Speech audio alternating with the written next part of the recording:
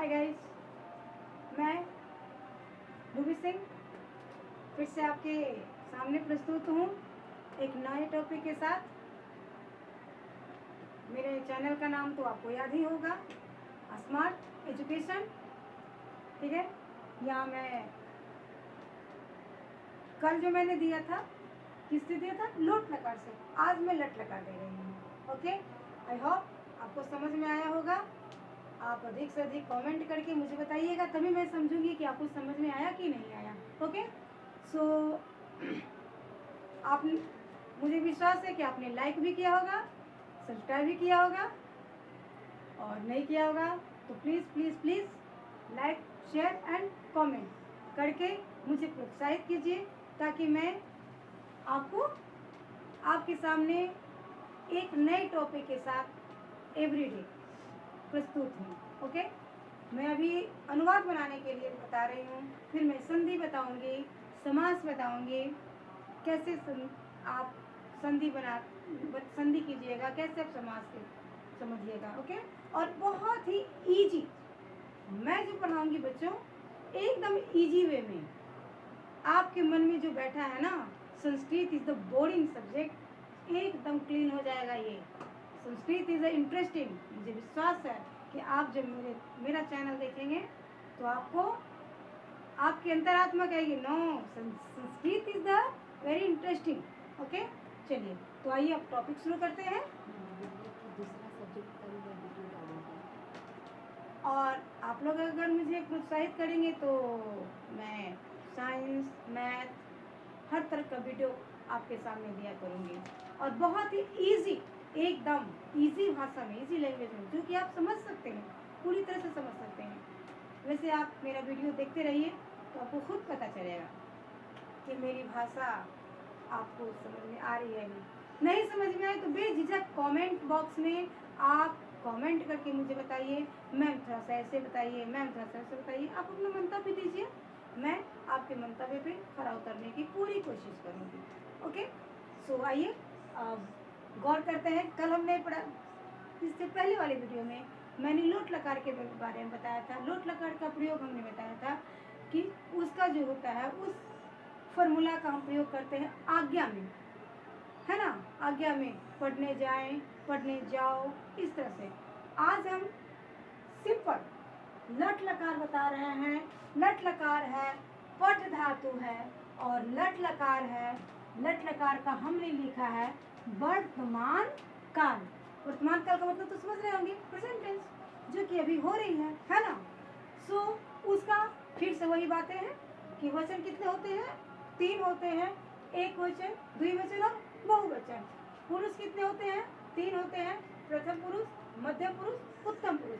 प्रथम पुरुष का दूसरा नाम अन्य पुरुष, यानी किसी दूसरे के बारे में था। वह, वे दोनों, वे लोग, बालक, राम, पिता, समझ गए? यानी मैं और तुम को छोड़कर जितने भी वर्ड हैं, जितने भी थर्ड पर्सन के वर्ड हैं, वो सब आपका प्रयोग होगा किसमें? प्रथम पुरुष में। इसका फॉर्मूला है ती, तह, अंतिम। ती आप देख रहे हैं बच्चों, क्या है? एक वचन है, समझ गया ना? क्या है? एक वचन है, यानी एक के लिए हमने यहाँ आपको दे दिया है एक वचन में स। यहाँ हमने लिख दिया प्रथम पुरुष और अन्य पुरुष। प्रथम पुरुष में स एक वचन, स एक वचन डिक्लेयर है, यानी स एक वचन है, तो इसके लिए कौन सा फॉर्मूला प्रयोग करेंगे? एक वचन में जाएंगे। प्रथम पुरुष, प्रथम पुरुष, एक वचन, एक वचन। समझ में आ रहा है? प्रथम पुरुष आपका प्रथम और अन्य पुरुष, यहाँ आपका है प्रथम और अन्य पुरुष, एक वचन, यहाँ आपका एक वचन। यहाँ सर्वनाम, सर्वनाम क्या है? स। स मतलब होता है वह, वह। अगर हम कहते हैं वह पढ़ता है, बात को समझिएगा, वह पढ़ता है, वह का क्या होता है? स। समझ रहे हैं?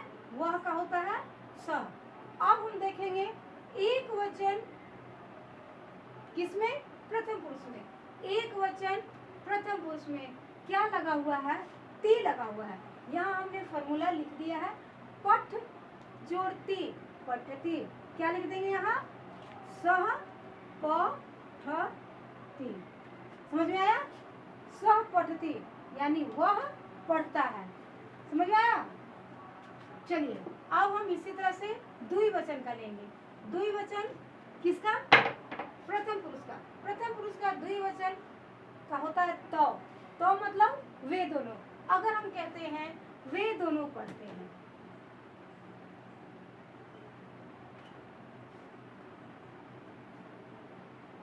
वे दोनों पढ़ते हैं। अब वे दोनों का संस्कृत क्या होता है? तो। यहाँ लिख देंगे, इसका संस्कृत हम लिख देंगे तो। अब हमें यह गौर करना है कि तो जो है कौन से पुरुष का है और कौन से वचन का है। समझ में आया? कौन से पुरुष का है और कौन से वचन का। अनुवाद में हम इतनी ही चीजों को ध्यान देते हैं, कौन से वचन और कौन से पुरुष। कौन सा वचन है? द्विवचन है। कौन सा पुरुष है? प्रथम पुरुष है। प्रथम पुरुष के द्विवचन में क्या लिखा हुआ है? तह लिखा हुआ है। समझ में आ रहा है? तह। धातु क्या है? पठ यानी पढ़ता है। क्या लिख देंगे? तो पठ तह। That is clear? तो पठता। तो मीन्स वे दोनों पठता, पढ़ते हैं। समझ में आया? अब हम आते हैं बहुवचन के रूप में। प्रथम पुरुष के बहुवचन। प्रथम पुरुष के बहुवचन में होता है ते। ते मीन्स होता है वे लोग। आपको ये तो याद रखना ही होगा, फॉर्मूला अगर आप माइंड में रखते हैं तो एकदम से आपका अनुवाद जो है बहुत ही इजी हो जाता है। जब तक फॉर्मूला याद नहीं रखेंगे तो वही हो जाएगा। आई एम के जगह आई इज कर दीजिएगा इंग्लिश में। ही इज की जगह ही एम कर दीजिएगा इंग्लिश में। क्यों? क्योंकि जानकारी नहीं होगी। तो जिस तरह से इंग्लिश में हमको ध्यान देना पड़ता है, ही के साथ हम इज का प्रयोग करते हैं, एम का नहीं। उसी तरह से यहाँ हमको ध्यान देना होगा कि स के साथ हम ती का प्रयोग करते हैं, न कि सी का और आमी का। समझिएगा बात को, ठीक है? स के साथ हम ती का प्रयोग करते हैं और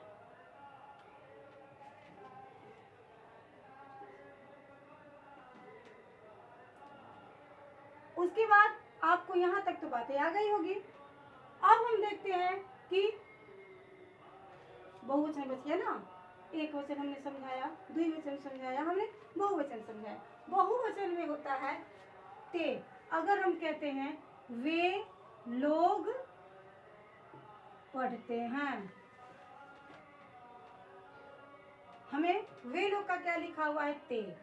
बात को समझिए, वे लोग का संस्कृत क्या लिखा हुआ है? ते। जिस तरह से हम लिखते हैं दे आर कहेंगे। अगर हम दे आर की जगह अगर हम इज कर देते हैं तो हमारा ये सेंटेंस क्या हो जाता है? गलत हो जाता है। उसी तरह से अगर हम ते की जगह सी कर देंगे गलत होगा, आमी कर देंगे गलत हो जाएगा, क्योंकि हमारा फॉर्मूला कह रहा है ते। ते जो है प्रथम पुरुष का है और बहुवचन का है। बहुवचन का आपका फॉर्मूला क्या कह रहा है? अंति। बहुवचन का फॉर्मूला कह रहा है आपका अंति। तो कह देंगे ते पठन ती। समझे? चलिए इसी तरह से हमने यहाँ लिख दिया है आपको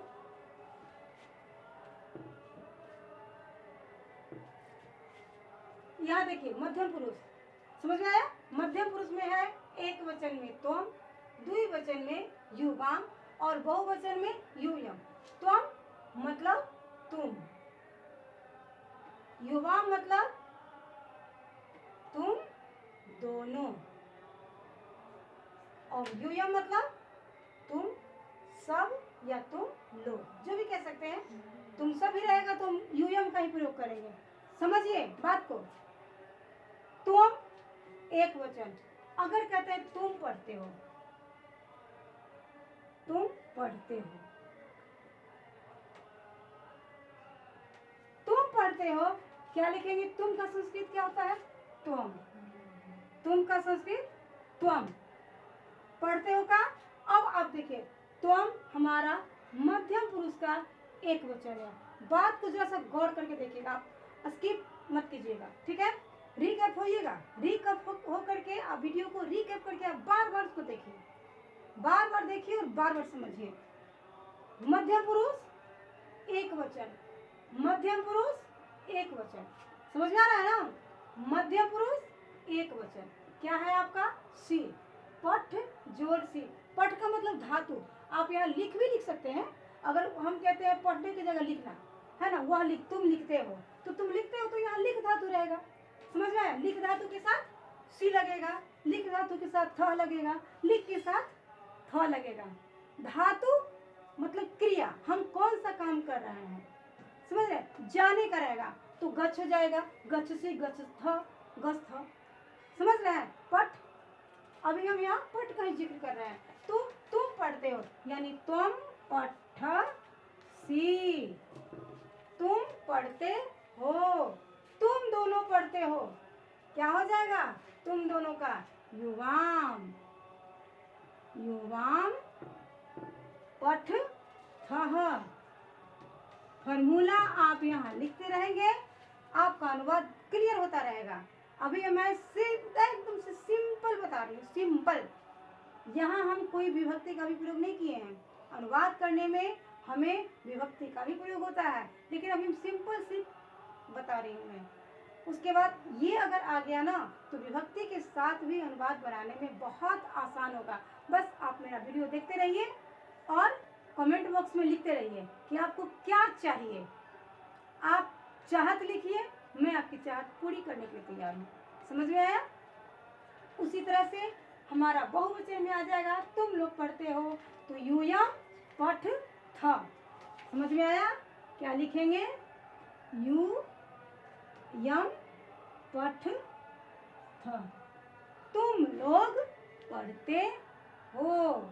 उसके बाद माय डियर, अब मैं पहले वीडियो के तरह इस बार भी मैं अहम का नहीं बताऊंगी। अहम का प्रयोग कैसे करेंगे, हमने यहाँ अहम लिख दिया है। अहम एक वचन, द्विवचन आवाम, बहुवचन वयम।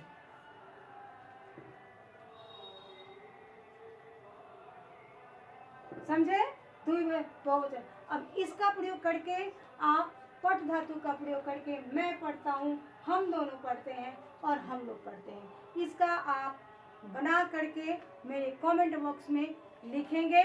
क्योंकि एक स्लोगन में बताती हूँ, self study is the best study. जब तक आप सेल्फ नहीं करेंगे तब तक आप बेस्ट नहीं बनेंगे। ओके, सो मैं अब यहीं तक रखती हूँ। क्यों, क्योंकि इतना तक मैंने समझाया है। आप वीडियो को बार बार देखें और बार बार उस चीज़ को समझें और आप अपने से खुद से लिख धातु का भी प्रयोग करके आप जो भी बनाए आप कमेंट बॉक्स में सिर्फ लिखिए। आप उसका स्क्रीनशॉट भी करके रख सकते हैं और मुझे प्रोत्साहित करने के लिए लाइक करना ना भूलें, सब्सक्राइब करना ना भूलें और शेयर करना ना भूलें, ठीक है। सब्सक्राइब, लाइक, शेयर, समझ गए। और कमेंट बॉक्स में तो आप अपना क्वेश्चन भी लिख सकते हैं। आप अपना कमेंट बॉक्स में क्वेश्चन लिखेंगे, मैं उस क्वेश्चन का जवाब देने के लिए आपके सामने हमेशा इजी रहूंगी, हमेशा रेडी रहूंगी, नॉट इजी रहूंगी, हमेशा इजी रहूंगी, हमेशा रेडी रहूंगी। किस वे में, इजी वे में, एकदम आसान तरीके से। और बच्चों, मैं बुक का भी वीडियो तैयार करूंगी और बिहार बोर्ड के लिए 9th-10th का भी मैं वीडियो बनाने वाली हूं। लेकिन उसके लिए आपको मेरा साथ देना होगा। और साथ आप कैसे देंगे, लाइक, शेयर और कमेंट बॉक्स में लिख करके अपना मंतव्य, उसके बाद सब्सक्राइब कर दीजिए। थैंक यू, बाय, धन्यवाद।